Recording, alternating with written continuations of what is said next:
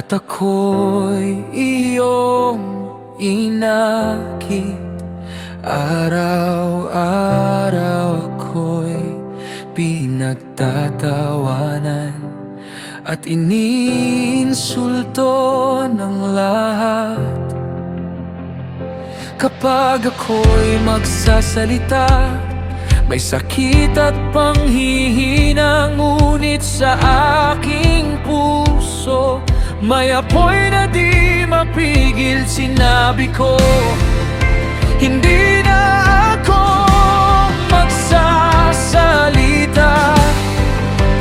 ngunit hindi ko mapigilan.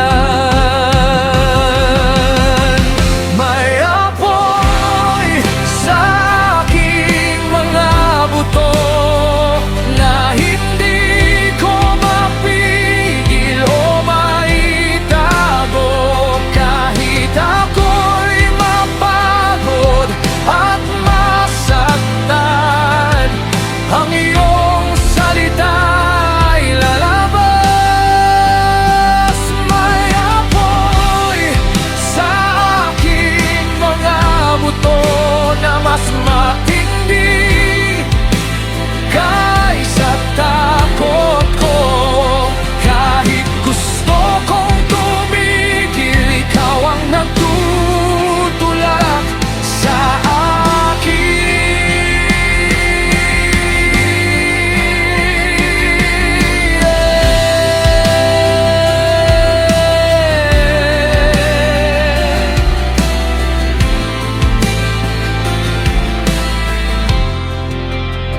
sinubukan kong manahimik, sinubukan kong umatras, ngunit ang iyong salita sa loob ko ay parang apoy